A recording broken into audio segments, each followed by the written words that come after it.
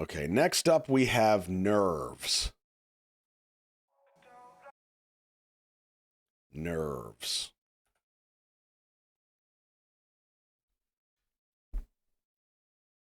Everybody good? All right, all right.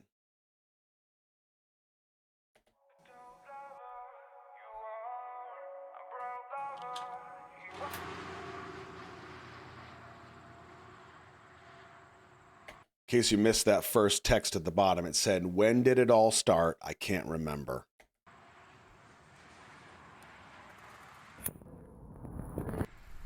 And the shaking.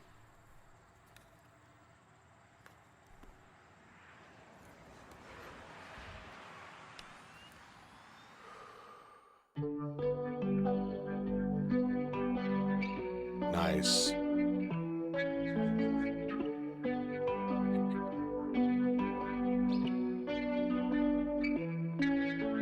Hey girl, I heard you're leaving town.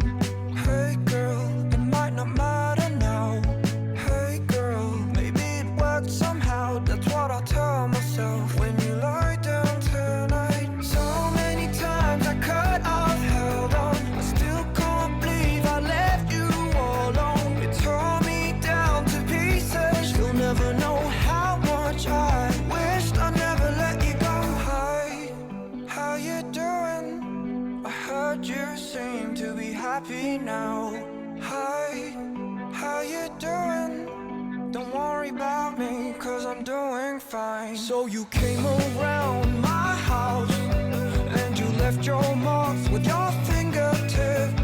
I'm sitting where you sat down, and now he's looking for something meaningless. I'm getting a little nervous. I'm getting to the surface.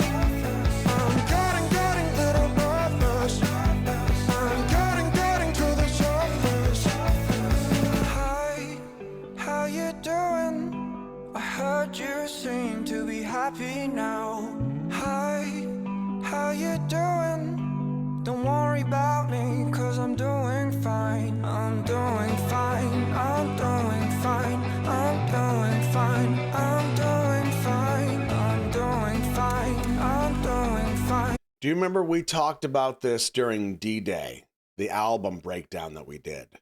The repetition sometimes can be used to prove a point. This right here, "I'm doing fine," especially when we attach the visuals, almost seems as if he's trying to convince himself, but he's not really. You see what I'm saying? That's why it goes on and on. I'm doing fine. I'm doing fine. I'm doing fine. I'm doing fine. I'm doing fine. I'm doing fine. I'm doing fine. I'm doing fine. I'm doing fine. Girl, I'm doing fine. I'm doing fine. I swear it's not a lie. I'm doing fine. Girl, I'm doing fine. I'm doing fine. I swear it's not a lie. I'm getting little nervous. I'm getting to the surface. I'm getting little nervous. I'm getting to the surface. Getting little nervous. Just getting to the surface. You got a little nervous of running back to you when you weren't there. And I'm sorry, I was hurting too much to know that you were standing right there. And I'm sorry, I'll sing this song to you to tell you I really care. And I'm sorry, when I left you all alone, girl, I know that wasn't fair. Cause I loved you, he loved you, loved you. Wait a second. Sorry, when I left you all alone, girl, I know that wasn't fair. Cause I loved you, he loved you, loved you. He says, "I loved you." He loved you. Interesting.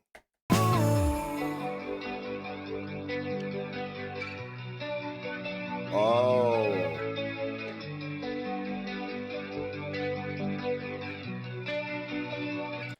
I don't think it's infidelity. No.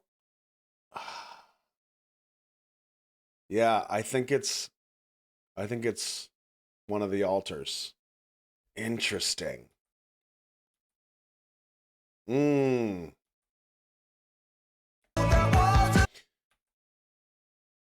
So, cinematography wise, there's a couple things he does here that's really clever. Really clever. How many of you were watching some level of reality TV in the 90s? You remember Road Rules. You remember The Real World on MTV. These first shows that came up to put people inside of a house.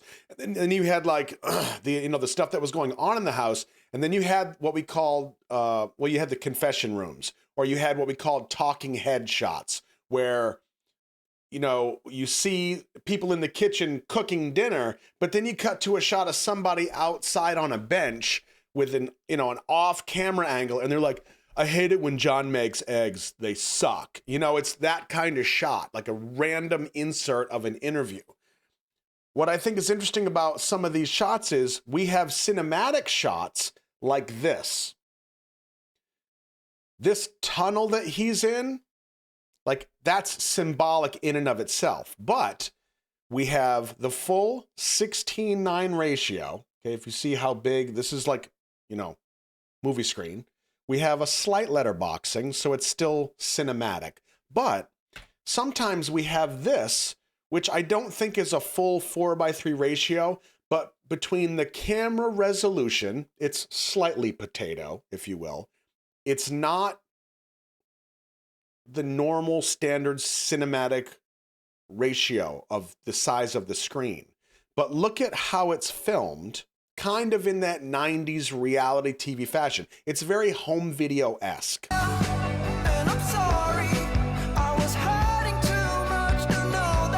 You see what I mean?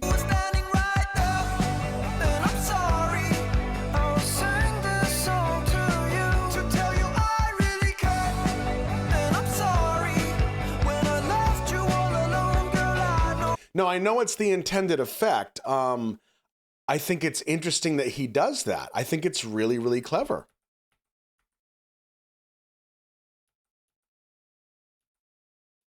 It's little things like that where you can say a lot without saying anything.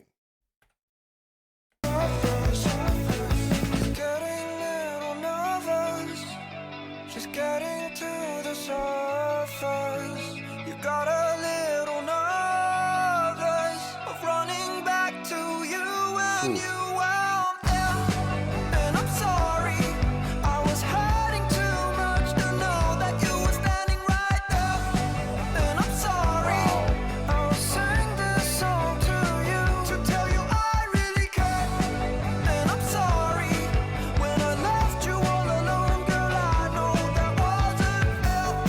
'Cause I loved you, he loved you, loved you. Wow.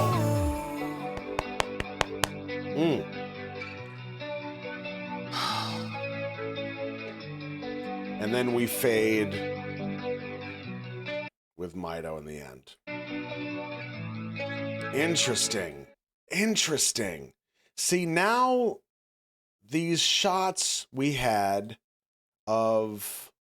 Okay, so there's the introduction of the camera. Boy, I tell you what, you gotta love some tomato soup to buy this shirt.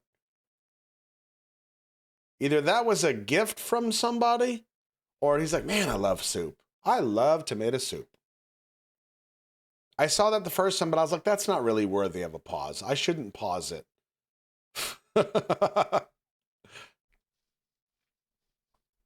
Oh, that's interesting. Zed says, all these first songs are in Mido, the first EP. That's all about Mido. By the way, Mido stands for Mood Swings in This Order and Mood Swings Into Order, which is the second album.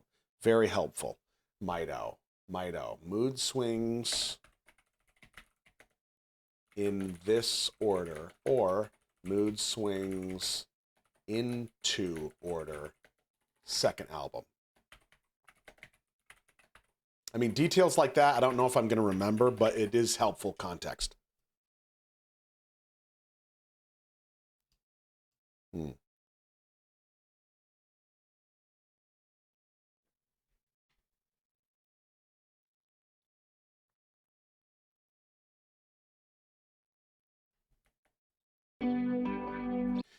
That shot.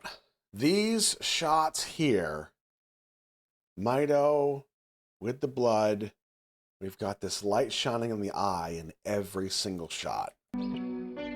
So that makes me wonder, is this a metaphor? Is this some type of representation that says Mito was the one that destroyed the relationship? You know?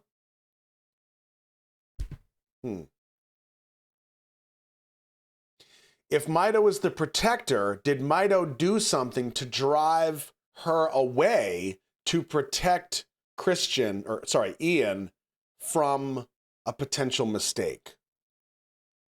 It's possible, right? I mean, maybe? Huh.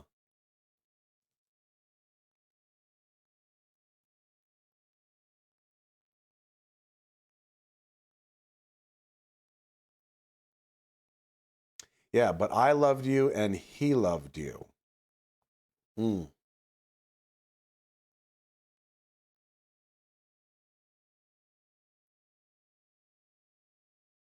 Or perhaps Mito was protecting in a way that wasn't actually protecting. That's possible. It's also important to note that although Ian was diagnosed with DID a decade ago, he only started doing research and seeing a specialist about it recently. He was ashamed of his DID for a long time. So I can only imagine how it affected relationships when neither him or the other person understands the switches. Wow. Yeah. Huh.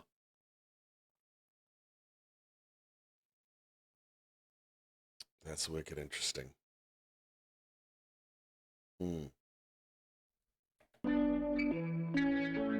Hey girl, I heard you're leaving town. Hey girl, it might not matter now. Hey girl, maybe it worked somehow. That's what I'll tell myself when you lie down tonight. So he's trying to deal with it. He's coping with it. Many times I cut off, held on. I still can't believe I left you alone. You told me. I think the religious imagery is also really interesting. It's not a coincidence. There's several shots, including the very beginning, right there. I mean, maybe this is a power line, but it's still an image that we see several times throughout the video. You can't miss it, right? Interesting. It could be Mito punishing the host, yeah. They both loved her, but fear of trauma and pain made Mito push her away.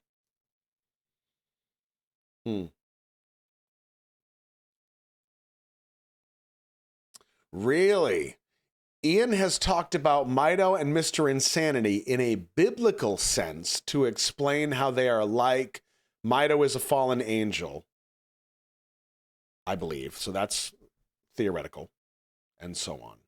Huh.